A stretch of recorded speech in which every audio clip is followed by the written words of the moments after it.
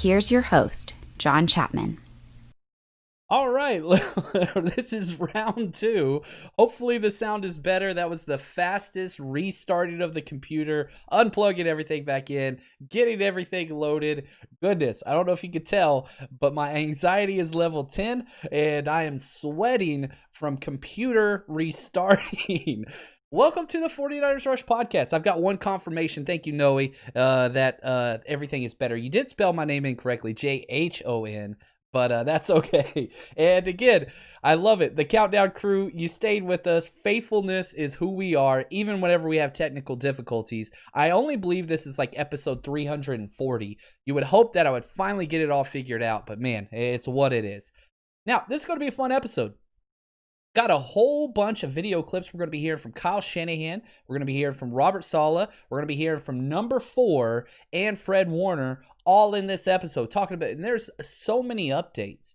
Here we are, I think it's week 15, and we still have so much fluidity with this roster. A lot of it's injury, some of it's COVID, some of it's performance, but we're going to go over all those things, and we're going to hear from the sources themselves and then try to break that down. That's kind of what this is all about. And on top of that, if you pay attention to the title, we're 1 foot in, 1 foot out right now, because the 49ers aren't going to the playoffs. It's not happening.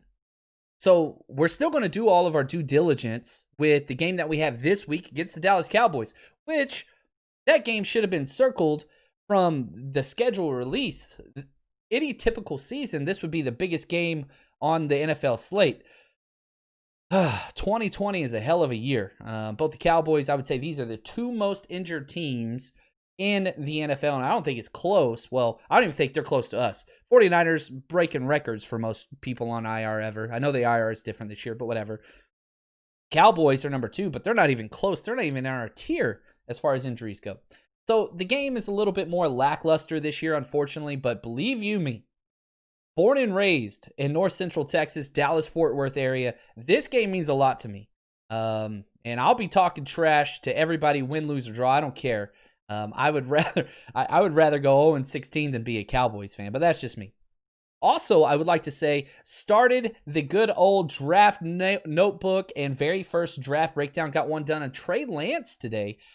Just went through his only game. Trey Lance only had one game this year because his division, the Missouri Valley Conference, postponed everything till the spring. They had one game, and that's it. So he played in that one game. We went through that game film today on Patreon. I think it took us about 35 minutes to get through one game. It was a lot of fun. So we have started that, and I need your help. If you're one of the people that is just a hardcore draft, draftnik, right? This is where I got my start. I need help. I need help compiling stats. I need help doing deep, diving. I want to know what these guys' parents' occupation was. I want to know if they had 12 siblings. I want to know if they were Air Force kids. I want to know all the crazy facts about all these draft prospects, and I need help. Unfortunately, I'm to the point now where I'm putting so much time in this podcast, I don't have time to go diving into all that stuff. So if you are one of those people, you want to help out the 49ers Rush podcast, can't really pay you very much. Unfortunately, we don't get paid much here. This is a passion project with a little extra on top. But what we're going to do is I need your help. Reach out to me if you want to help. 49ers Rush Podcast at gmail.com, or you can hit me up on Twitter. Obviously, whatever work you do, I will promote you and say thank you. You'll be a part of that project for sure. I will give you access to all the information that I have, whether that's Pro Football Focus, Pro Football Reference, all that stuff. But I need your help. So if that sounds fun to you, let me know. Hit me up, because we need some help, because we're gonna put out the best draft coverage that's out there. I really do believe that, because I love analytics, I love stats, I love background, but I'm always a film guy. Just as a former coach, it's in my nature. And so that's what we're going to be doing for those prospects, all of them. Last year, I think we hit 180 prospects. Not sure if I want to do more than that this year, but I want more in depth. That's what I want. So anyway, let's jump into some 49ers news. Here we go. Injuries right off the bat, and we got some bad news about our RB1. Mostert is he can't stay healthy. And stop me if you heard this before, high ankle sprains, ACLs and high ankle sprains, 49ers galore, good Lord. But anyway, here is the head coach himself talking about Raheem Mostert and if he's going to play this week, what practice looks like, and more. No, I mean it's kind of how all high ankle sprains are. You know, he zinged it a couple times in the game, which is going to happen to him a lot. But it felt just a little worse than normal, and you know he's not practicing today. But the imaging basically, we feel pretty good that he'll be able to get there at the end of the week. So I think I hurt a little bit more than usual, but the imaging was somewhat positive. I mean, we're going to take care of him today and allow him to rest, and hopefully he'll feel a little bit better tomorrow. And you need them. You really, really do need them. Now, here's the crazy thing. Theoretically, I think Mostert's going to play this week. I think all of our running backs, for the first time maybe ever, are relatively healthy. Jeff Wilson's the number 2. Tevin Coleman got 4 snaps. All of them were negative plays. Not saying they were all his fault, but when Tevin Coleman goes in, bad stuff happens. Whether it's false starts, holds, he gets blown up in the backfield because he has no vision, sacks, whatever. When Tevin Coleman's gone in the past 2 weeks, every series has resulted in negative yardage. Again, not putting all that on Tevin. I'm just saying it's correlation, not causation, but they seem to be related. And then you go Jerick McKinnon. He has been completely written out of the game plan. He is no more than just a spare part at this time. The burst just hasn't been there as we saw. He had the opportunity. So it seems like it's going to be the Raheem and Jeff Wilson show. And if for some reason Raheem doesn't get better, Jeff Wilson's going to be the number 1 back with Tevin Coleman spelling him and perhaps getting some Jerick McKinnon coming in on third downs. That's what it's going to look like. So for you fantasy people, keep an eye on Jeff Wilson. He might be a must start if for some reason something goes. Adrian, what's up, man? First live show I've ever made it to, and we had technical difficulties. I'm so sorry. I apologize for that. Let's go and trash number 4. We can't say that name anymore. Number 4, I am with you. It's bad, bad, bad. Now, if you have questions at any point in this, please don't hesitate to tag me in them. We will get to as many as possible. And again, just want to say thanks for being here. Now, another guy that's prominent, probably one of the most important outside of Nick Bosa or the quarterback position, that's George Kittle, the offensive identity, the offensive captain. He has been activated to practice. His 21-day window to practice is good. Is he going to play, though? Here is what Coach said about George Kittle. I mean, I would think about it a lot differently. I'm not saying for sure no. If I thought it would help him, and I thought it would help our team, definitely. I mean, there's more things to it than just making the playoffs. Obviously, that's the number 1 thing. But it would have to do with what George, if he's risking anything, then it would be an easy decision. I mean, we wouldn't even think about it. But if he could 100% come back and be normal, then that's something I'll talk to him about, talk to John about, and we'll figure out what's best for him and the team. Just the language and the way in which Kyle addressed that question tells me Kittle's not playing this week. He's practicing. He's been out there back-to-back days. But I really don't think he's going to suit up. I just don't see it. I don't think they're going to announce that he's not playing. But I don't think this week's it. Now, if he can go this whole week, and I guarantee you, George Kittle's just right there in Kyle's ear. I'm fine, Coach. I'm fine, Coach. Put me in there, Coach. Put me in, Coach. Don't hold me back. That's just who Kittle is. That's who these Warriors are. And sometimes as a coaching staff, you got to step in and say, no, there's 3 people that the choice comes down to if you're going to play or not. Number 1 is the player, right? Can you go? Are you healthy? Yeah, I can go, Coach. I can go, right? We saw this with Akello. All week, yeah, I can go. The day before the game, yeah, just not feeling it, right? Get that trash out of here. That's something you can't have. We lost the Miami game because of it. Number 2 is the head coach himself. He has to sign off on it. I will be honest with you. A critique you could have of Kyle Shanahan, not saying I do, but I understand it, is that he rushes players back, especially from ankle injuries, a la Raheem Mostert, a la Jimmy Garoppolo. I mean, you can go on and on. Nick Bosa last year. He believes the player. That's what he does. Our coaching staff, they seem to green light everybody. But those are the 3 people, the player, the coach, and then the training staff. Those are the 3 that have to sign off on a player coming back from an injury. And it seems like we have a head coach and we have a training staff that just rubber stamp everybody. Oh, you're good? Get your ass out there. You're good to go.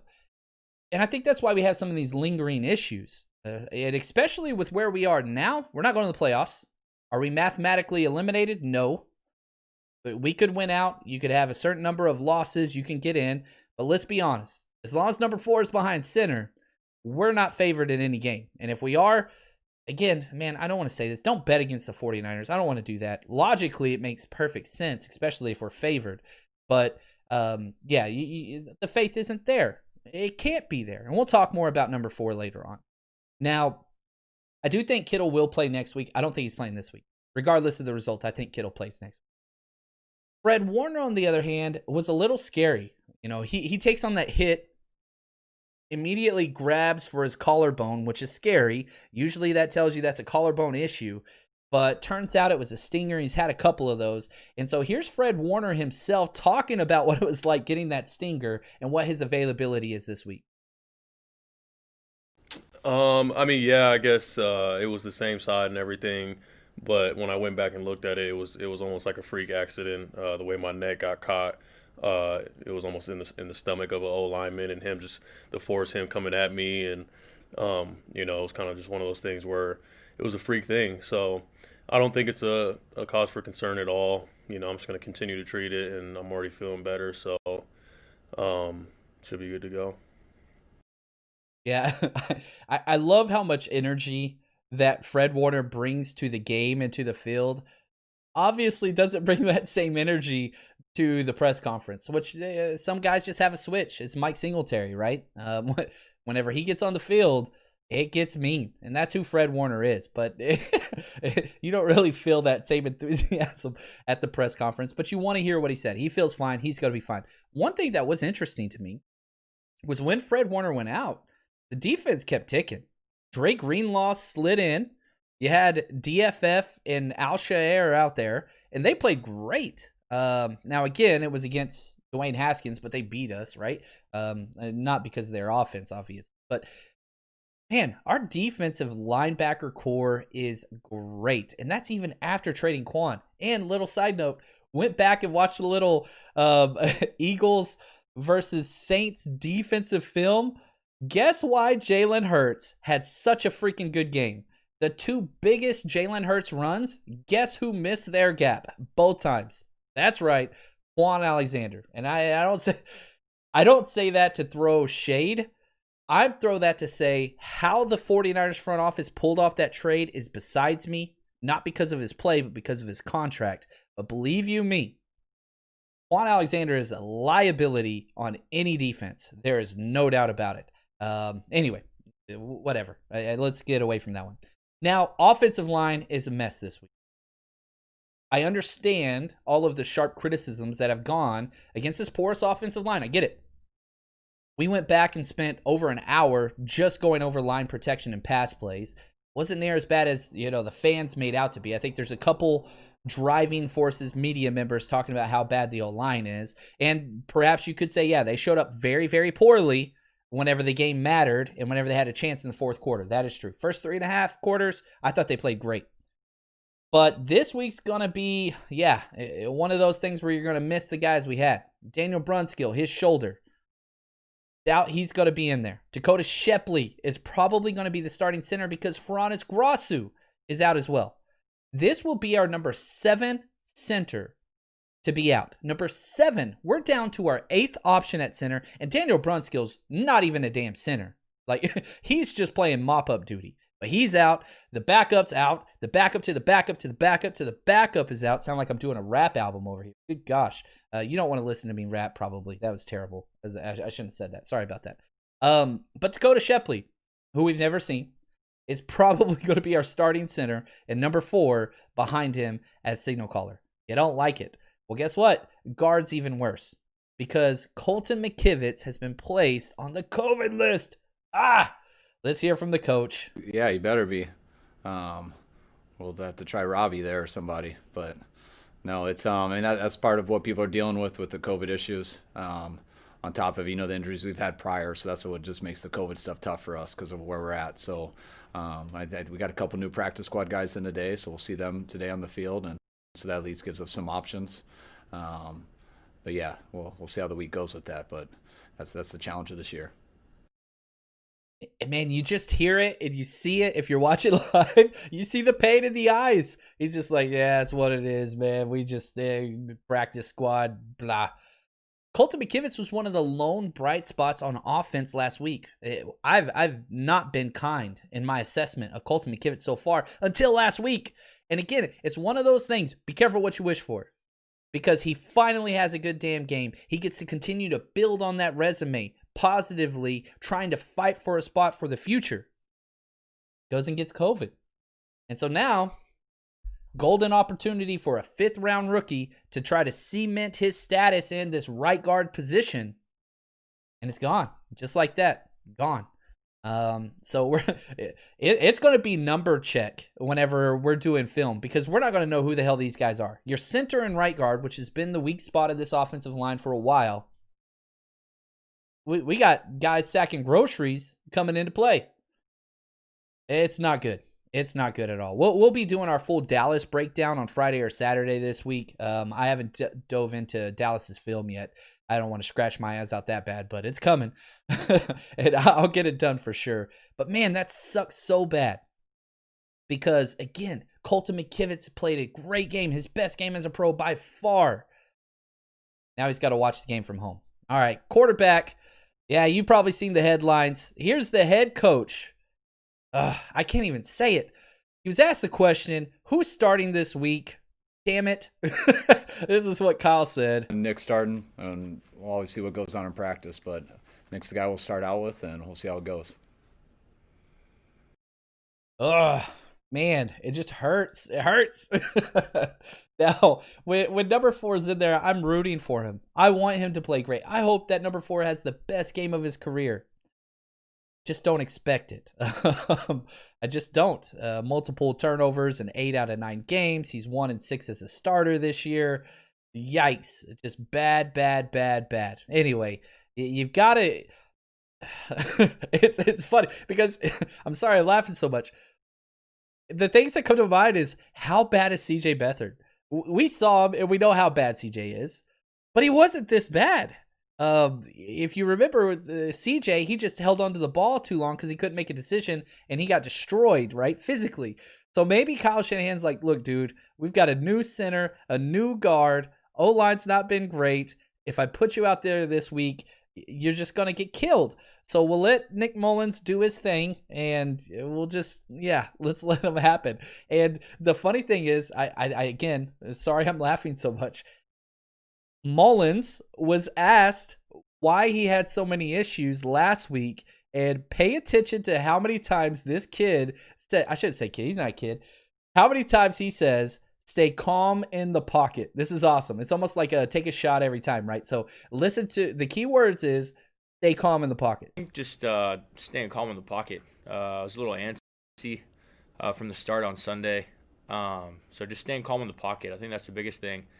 If I stay calm in the pocket and go through my reads, then everything else takes care of itself. And so that's one thing that I'm going to focus on this week. Staying calm in the pocket, baby. That's what I should have made the title. That should be the title. 49ers, staying calm in the pocket. I'm changing it. For the audio title, that's what it's going to be. I love it.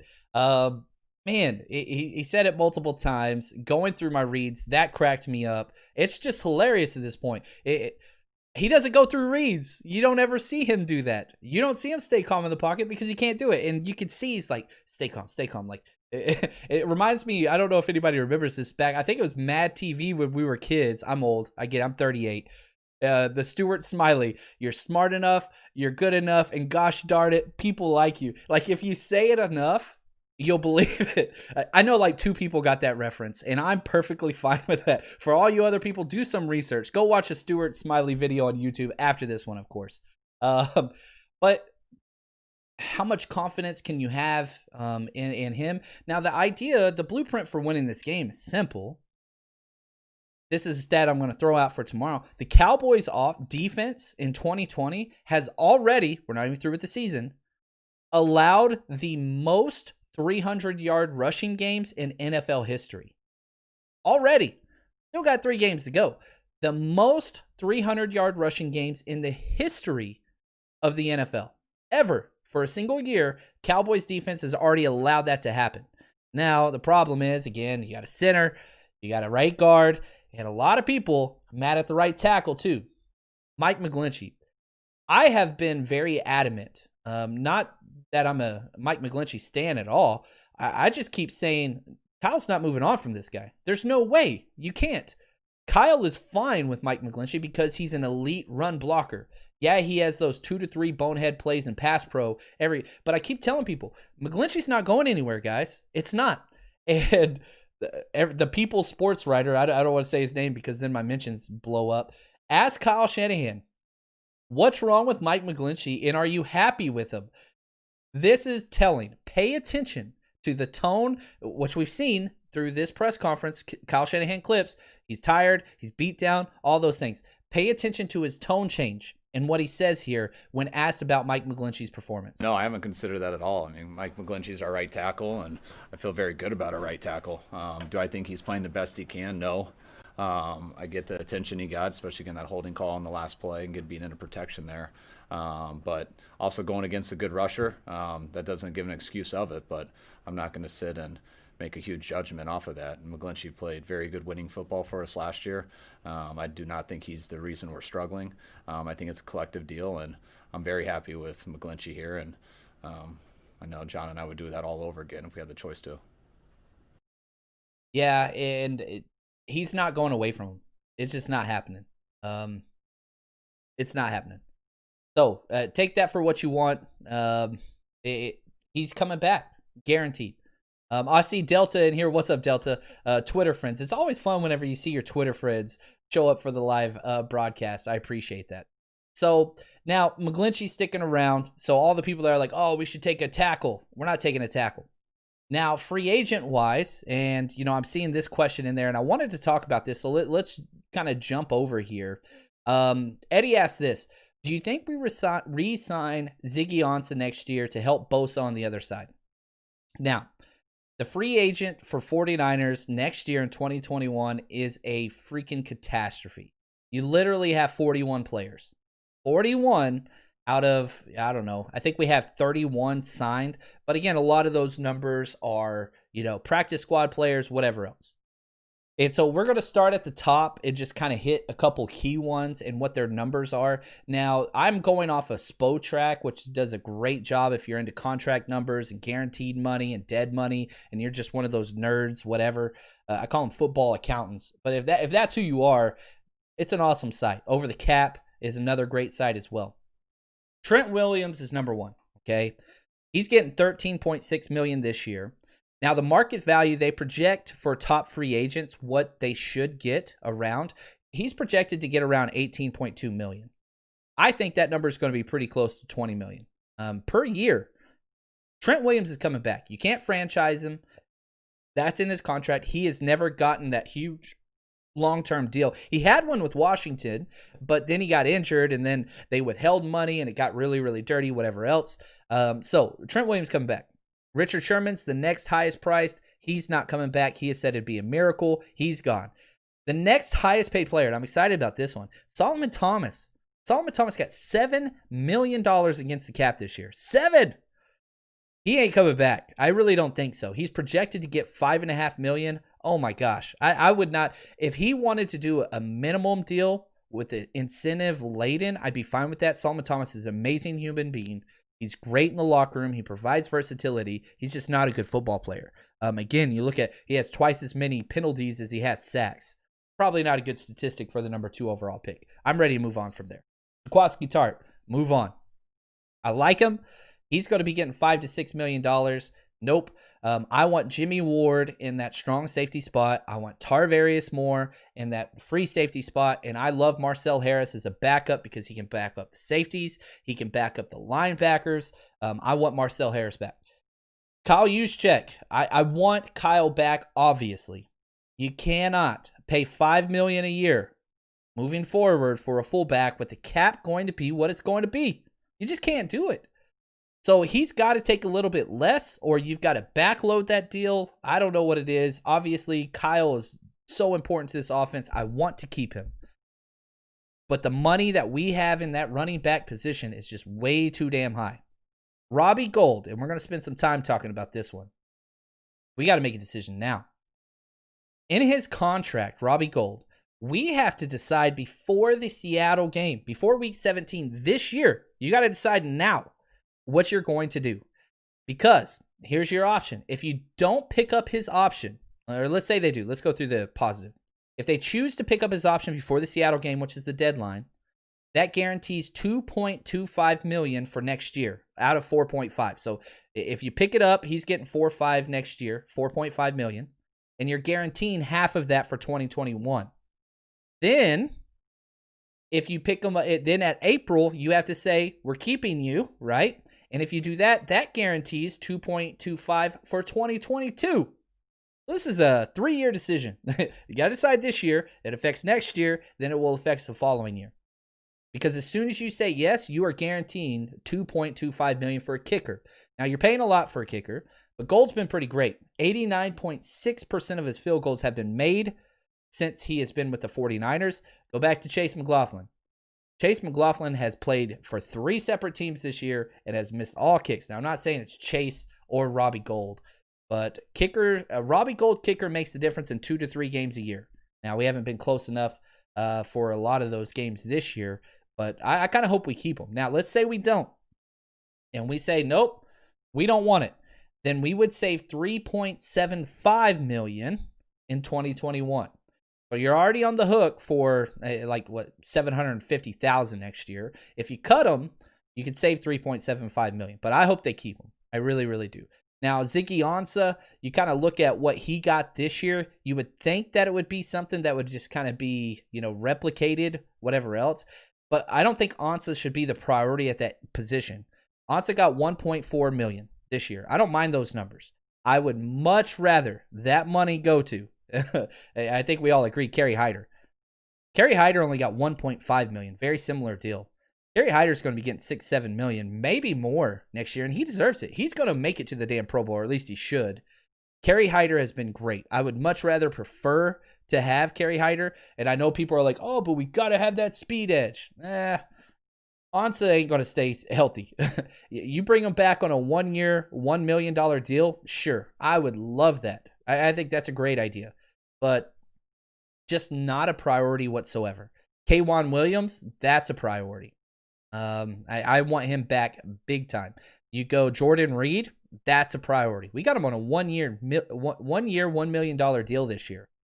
You're going to have to pay a little more. He'll probably make about $2 to $3 million next year. Jason Verrett, he's going to be a starting corner. If I can't find this bet anywhere, but I wish I could. The idea that Jason Verrett is a starting corner next year, oh gosh, I'd put so much money down on that. Anyway, little free agency talk. Not a whole bunch. Now, there is a game tonight. I'm excited about this game. Raiders versus the Chargers. I got a little bet of the week right after a quick word from our sponsor.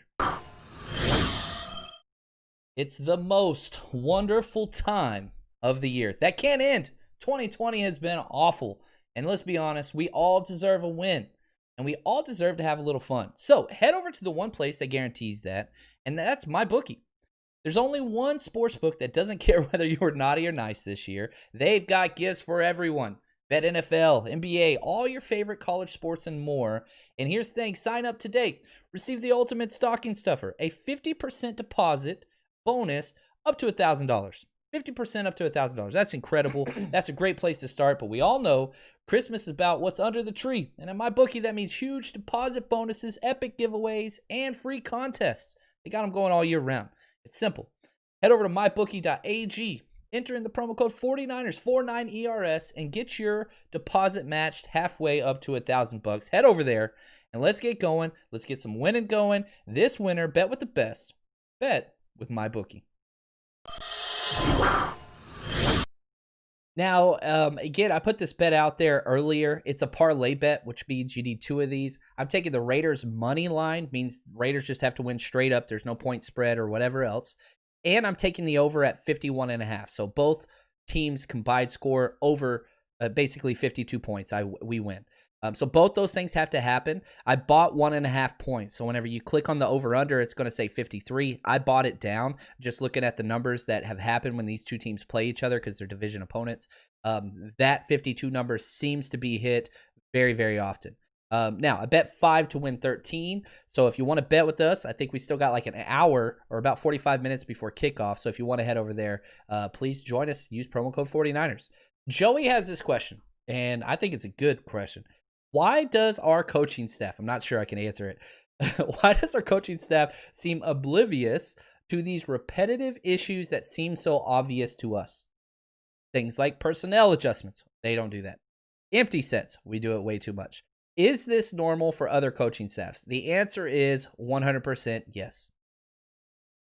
Unfortunately, I've been a part of some of these coaching staffs, and again, the worst thing a coach can ever say, and I've been part of several different coaches that have said this, we're calling it right, you're just not doing what we're calling. Well, unfortunately, you have to adjust to what you have. Number 4 cannot run a Kyle Shanahan offense. I don't think he can run many offenses. I just don't see it. Maybe if you put him behind the best offensive line and the best running game, but you are correct. And I'm on Kyle Shanahan's, like, I don't know if you want to call it stan list or whatever. I think he's a top 5 coach. Does he have limitations? You bet your rear end he does. He's only been a head coach for 4 years now. That's it. And yeah, there are some major issues. And he continues to replicate those. His second half play calling, it's not good. First half play calling is great. Second half is so bad. He's got to grow. There's no doubt about that. And this is a year to grow. Now, hopefully, we see a lot fewer empty sets with Nick Mullins on first and second down. If it's 3rd and 18 or 3rd and 10, I get it. I think that's a good time to do so. But taking away your run game, when that's your number one asset against a team who we've already talked about has given up the most yards ever rushing, you got to keep it on the field. You got to. Because if you're playing defense against the 49ers offense and number 4 is back there and they come out in an empty set, you got to say, oh, I love it. I love it. So, yeah, I'm with you. Noe asks this, John, have you heard any info yet if the Niners are going to re-sign Kyle Juszczyk? We haven't really heard anything from anybody talking about who's going to be re-signed and who's not outside of Trent Williams. They are trying to get a long-term deal done and not signing Richard Sherman. That seems like it's basically they've already had their communications because, again, Richard Sherman's his own agent. So there's no middleman.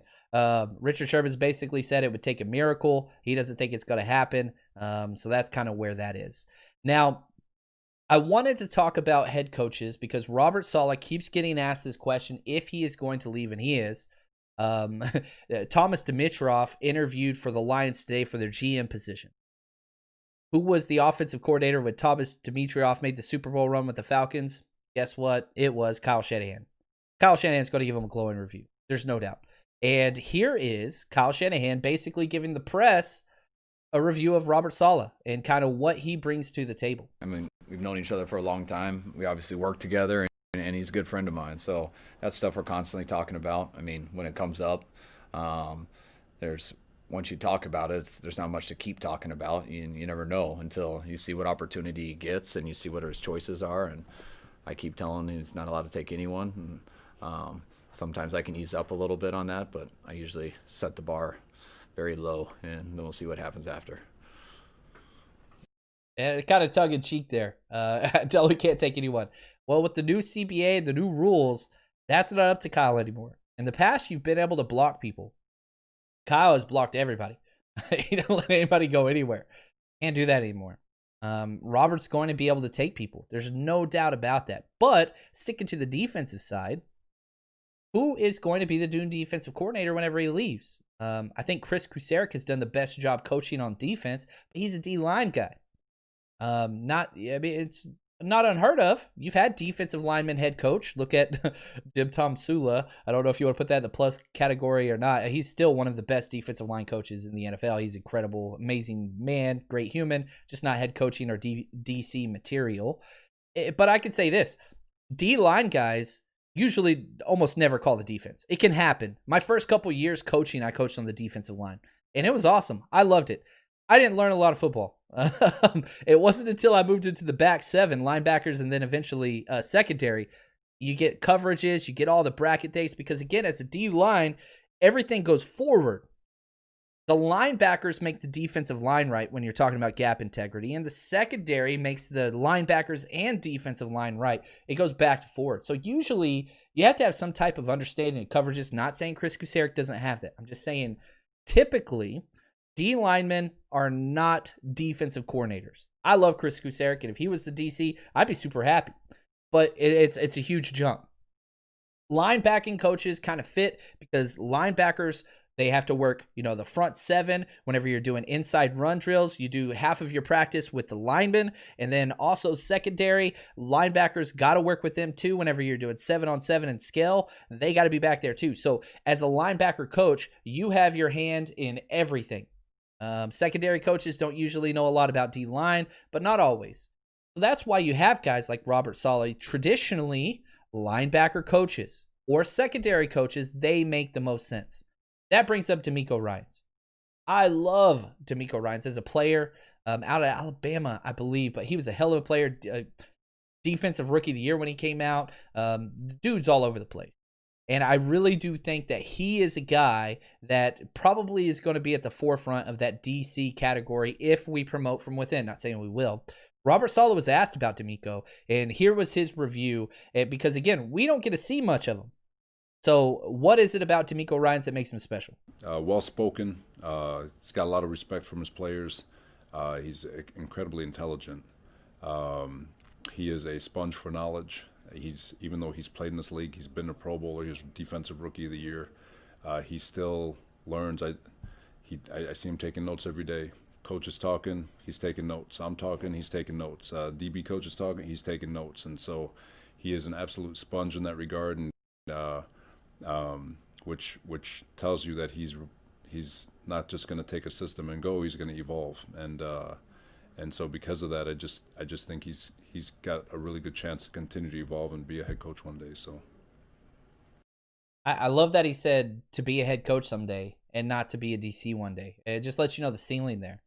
And again, I hate making about this, but perhaps this is what the NFL wanted, because again, when Robert Saleh gets hired as a head coach, the 49ers get not one, but 2 third-round picks in consecutive years. One at the end of the third round this year, and then one at the end of the third round in 2022.